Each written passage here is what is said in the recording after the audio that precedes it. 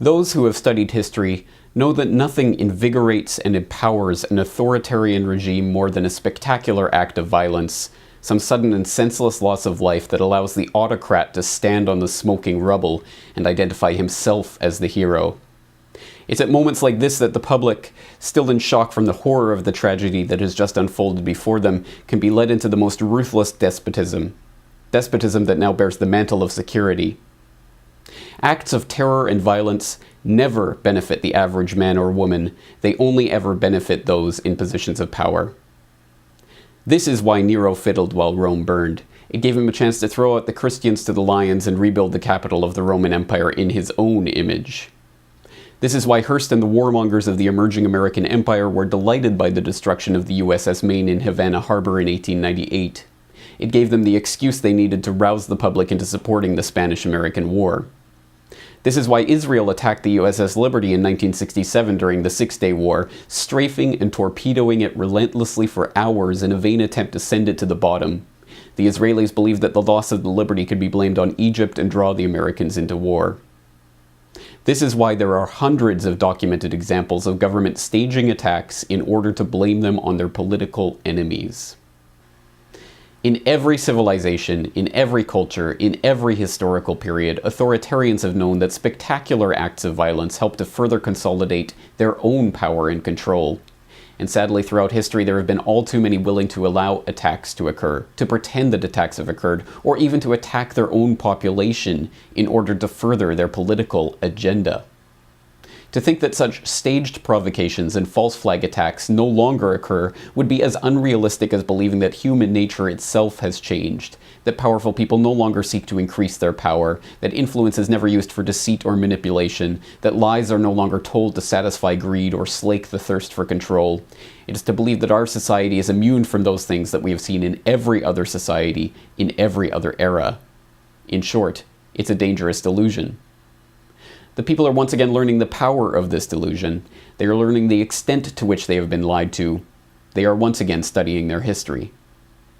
The Russians are learning how the FSB was caught planting bombs in Moscow in 1999 during a terror scare that swept Putin into power and stirred the public into supporting the Second Chechen War. They are learning how their autocratic ex-president came to power campaigning on the graves of those his old FSB cronies had killed.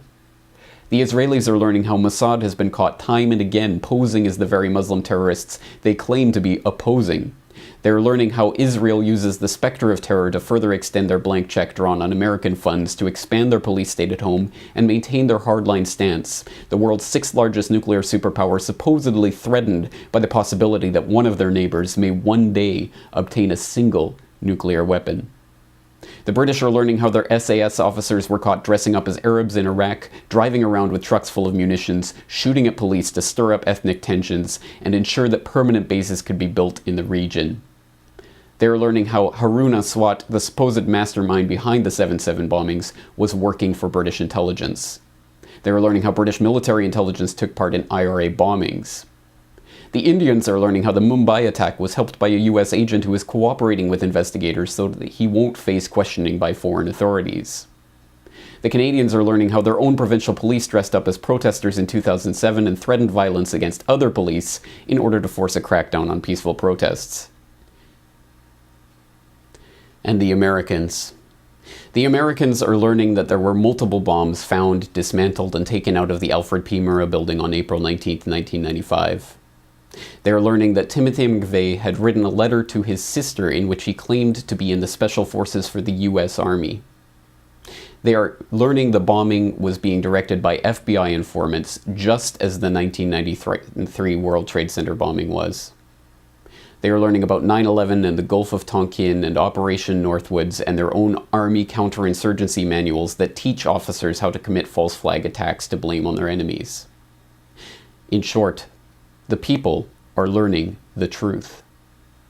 And now we see the same build-up to a false flag event taking place that we saw in 1995. At that time, the US had a corporate media desperate to fling mud at anyone concerned by the actions of their government, and it had a government that was desperately unpopular. Today, we see the exact same factors at play. If anything, the situation today is worse than it was in the run-up to the Oklahoma City bombing, with media consolidation meaning that groups of concerned citizens like the Oath Keepers are being attacked by the controlled minions on both the left and the right. And now it is not just the militia that is being demonized by the establishment. It is veterans and gun owners, third-party supporters and libertarians, anti-war protesters and human rights campaigners, people who are upset with a government giving trillions to the banks that have engineered our current financial crisis.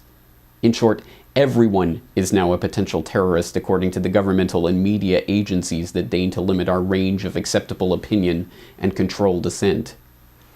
Even the word terrorist means something more than it did back in 1995, now after the false flag attack of 2001 allowed the passage of the Patriot Act, after the boogeyman of Al-Qaeda gave the NSA the opportunity to announce that they were collecting everyone's emails and everyone's telephone calls, after the former White House press secretary came out and admitted that the Bush administration had made up terror threats in order to scare the people into supporting the government, now we know what the real definition of terrorism is.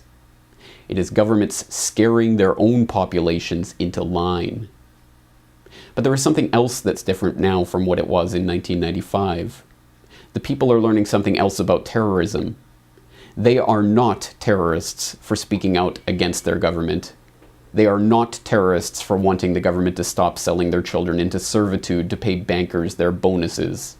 They are not terrorists for pointing out that the FBI and the CIA and Mossad and MI6 are behind every major international terrorist event. The people are not terrorists because they do not want to see more death. They do not want more destruction. The spilling of the blood of their fellow citizens is not in their interests. Death and destruction only ever serve the governmental and financial and industrial interests who always grow in power and wealth in the wake of every tragedy. Time and again, the people pay with their lives, and the governments and the banks and the war machine only grows and prospers. The people do not want terrorism because it does not benefit them. It only benefits the existing power structure. And this time, if there is another staged event to blame on the government's enemy of the day, the people will know who to blame. For the Corbett Report in Western Japan, I am James Corbett.